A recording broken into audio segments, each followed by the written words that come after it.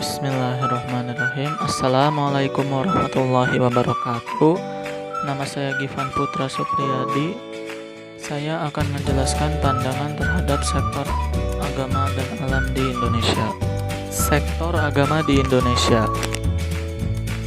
Agama di Indonesia.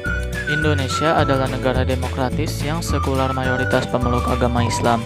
Konstitusi Indonesia menjamin kebebasan beragama kepada semua orang, masing-masing menurut agama atau keyakinan sendiri. Konstitusi ini juga menetapkan bahwa negara Indonesia harus didasarkan pada keyakinan kepada ketuhanan yang Maha Esa. Indonesia mengakui 6 agama, yaitu Islam, Protestan, Katolik, Hindu, Buddha, dan Konghucu. Setiap orang Indonesia wajib untuk merangkul salah satu agama tersebut, yang merupakan data pribadi yang disebutkan dalam dokumen resmi seperti paspor dan kartu identitas lain. Ateisme tidak merupakan suatu pilihan, bahkan ateisme merupakan sebuah filsafat yang secara umum tidak diterima oleh masyarakat. Dalam beberapa tahun terakhir ini, pernah terjadinya kasus orang Indonesia mengumumkan pandangan ateisme di media sosial yang kemudian berujung pada ancaman dari masyarakat setempat dan penangkapan oleh polisi atas dasar penghinaan Tuhan.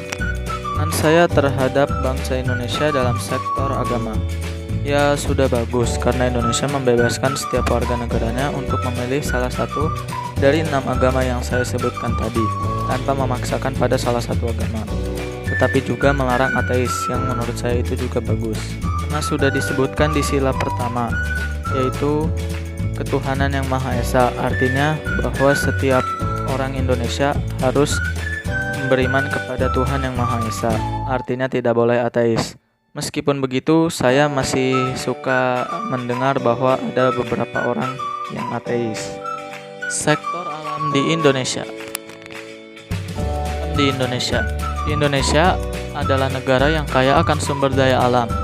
Mengutip Kemendikbud RI, potensi sumber daya alam Indonesia adalah hutan, lautan, minyak bumi, gas alam, dan batu bara.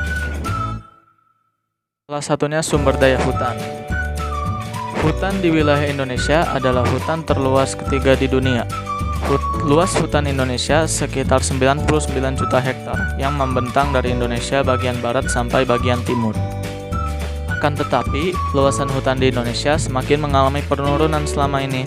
Laju kerusakan hutan Indonesia sekitar 610.375,92 hektar per tahun dan tercatat sebagai 3 terbesar di dunia.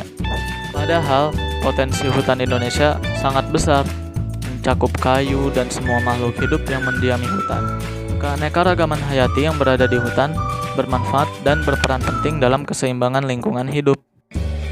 Pandangan saya terhadap bangsa Indonesia dalam sektor alam. Tentunya saya bangga karena Indonesia adalah negara yang kaya akan sumber daya alam. Akan tetapi, seharusnya Indonesia bisa lebih melestarikan dan menjaganya. Tadi saja kerusakan hutan di Indonesia tercatat 3 terbesar di dunia. Padahal Indonesia sering disebut sebagai paru-paru dunia. Tapi kalau begini terus, semuanya bisa habis. Itu saja, sekian dari saya. Terima kasih atas perhatiannya. Wabil taufiq wal hidayah. Wassalamualaikum warahmatullahi wabarakatuh.